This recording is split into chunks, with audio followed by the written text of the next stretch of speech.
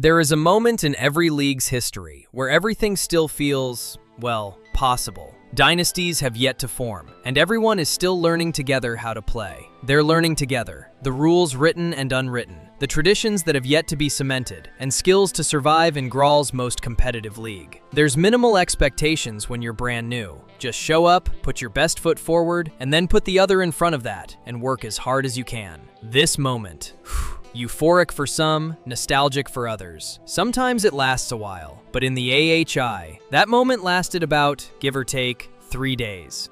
The AHI, or the Asaguri Hoquenna Imperiale, began with 4 teams. Well, actually 3. The Cuive Crusaders aren't exactly considered one of the original 3. And well, they don't really exist anymore either. But whatever, this is my show, and I can say what I want. These teams, the Sarholm Crowns, the Preuze Lions, and the Vurgos Vortex were Hoquenna's inaugural franchises, and there were high hopes for all of them. Before a Hoquenna draft, before amateur tryouts, before the minor league, players simply joined teams they wanted. And in the whirl and buzz of these franchises competing for the best on-ice talent that was yet to be realized in a nation not yet experienced in the art of Hoquenna, they all knew that the purpose of this season was to win the Pulowa Cup, or formerly known as the Poltava Cup. When the Cuive Crusaders were added later in the season under an auspicious coach John Vasa, the foundation for an exciting Hoquenna league began to take shape, and the result was palpable. There was excitement, genuine excitement, in the air. All 4 of these teams would make the Pulowa Cup Playoffs, which was fortunate because one of them was not yet capable of making a Hoquenna game. You'll hear histories about the Cuive Crusaders, the great upset against the Preuze Lions. You'll hear about the great undefeated streak of the Sarholm Crowns under Cuusco Fauso. You'll hear about the gripping Game 7 between the Ajassia Admirals and the Belbata Legion. But today, the story is about none other than quite possibly the worst Hoquenna team, and then the best that ever played. They played, and by Stefan, they played bad. But that's exactly why we're here today. Enter stage right, the Bad Boys. The first game in AHI history was scheduled to be Sarholm versus Vurgos at the newly minted Robert Lyons Center. The arena looked much different than it does today, but the hallmarks of the beginning of Hoquenna were all there. It was supposed to be a symbolic beginning, city versus city. It was heavily advertised, and there were over 25 people who never yet experienced the joy of Hoquenna, ready to see what all the buzz was about. It was showtime, but the Vurgos Vortex didn't have enough players to show up, like nearly anyone, and so the Preuze Lions played. To this date, this remains the only recorded instance of a Hoquenna team. In fact, the only recorded instance of a Sarovian sports team losing a game before even playing one. In case you haven't realized, the Vurgos Vortex were bad. Like, really bad. Vurgos had all sorts of players, recruited and picked from all over the empire, but the chemistry just wasn't there. Nobos Kazdaros was an excellent playmaker and worked well with soon-to-be emerging star Chostov Braganza, but the chemistry just wasn't there yet. Braganza's brother Matos also pitched in, and with the help of rookie goaltender Yakos Manalo and defenseman Rora Permara, the wife of the Vortex's new founder and owner Michele Permara, despite the names, the tension in the locker room and on the ice was at an all-time high. When the Vortex finally did take the ice, the reality of their situation arrived rather quickly. Their first 2 games, a rare back-to-back, came against the Preuze Lions and the Sarholm Crowns. Sarholm won 6-4, and the Vortex looked like they could hold their own throughout most of the game. Crowns forwards Kayla Leon and Robert Leon combined for a hat trick each, and the Vortex only put up a few points from the last-ditch efforts of Kazdaros and Chostov Braganza, who were quickly being identified as the backbone of the Vortex.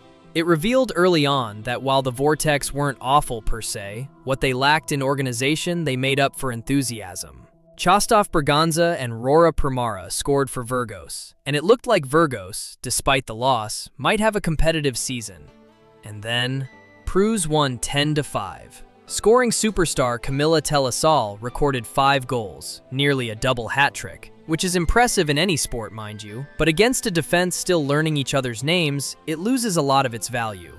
Matos Braganza and Novos Cazderos put up points each in the blowout loss, and it seemed to many like the situation on the bench was less than ideal for the Vortex. Mikhail Primara and Chostov Braganza were often seen arguing back and forth. Loss followed loss, and then another, and then another, and then more and more. The Vortex weren't unlucky or controversially bad, or even just normal bad. They just constantly played like the wind was taken out of their sails. They didn't play hoquenna. Hoquenna just kind of happened to them, I guess? But on April 25th, something strange happened. Both teams were short-handed. Sarholm missed Robert Lion due to an earlier game's suspension. And Vurgos was Vurgos, which meant improvisation was already part of the game plan. Yakos Manalo stood in net, and Chostov Braganza had already began the process of terminating his contract. So the Vortex turned to Durkos Atlas, new to the league, formerly just a fan and a fan of the Lions to boot, stepped onto the ice surrounded by skepticism. But 5 minutes later, the Vortex led 3-0. Guys, somebody call CTS. The Vurgos Vortex are currently winning a game. And like, a game against the best team in the league? What? It was the first time in franchise history they had ever looked comfortable. Sarholm coach Albaros Vasa immediately called a timeout. Historians would later classify this as a very good idea. The Crowns responded. Their superstars would rally around the orange, white, and blue, and they'd have scored before halftime. Then again, and again. Before you could blink, momentum returned to its natural owner. Goals back and forth from both teams would push this game all the way to the final minute, when the Sarholm Crowns, in a buzzer beater of epic proportions, would tie the game at 5 apiece. And the universe, apparently uncomfortable with optimism, demanded the AHI's first overtime game. Both teams battle it out. Sarholm takes shots at Manalo. The Vortex takes shots at Lion. It's chaos all the way, and Valera Atlas can't find the net when she desperately needs to. In the Vurgos zone, Valera Atlas blunders and gives the puck up to Durkos Atlas, her own family. And now Vortex has a breakaway. He approaches, and then Vurgos won, 6-5, their first victory ever, just a minute into overtime. The Vortex couldn't believe what happened. Durkos Atlas was alone in celebrating. The Crowns were defeated. It was unheard of. What would the Vortex do with this newfound confidence? Well, they'd lose to the Cuive Crusaders the next game. But with a close score of 3-2, that could have been anyone's game. The true test would be the next times the Crowns and the Vortex met, in early May. You know, usually I do some sort of joke here, but I can't even bring myself to. Sarholm won the rematch 10-2. It was brutal. Jerome Kane and Valera Atlas recorded hat tricks. Durkos Atlas experienced what official league documents later described as a fully fledged meltdown. The Vortex were right back where they started, and all momentum they had, gone. The Vortex finished season 1 win, 11 losses, 0 overtime losses. 2 points, tied for last place with Cuive, a team that had joined halfway through the season and played less than half as many games, which is a difficult statistical achievement, but with the proper incompetence, you too can win only 1 game. But the season was not over. After all, in the early AHI, everyone made the playoffs, including teams that perhaps preferred not to.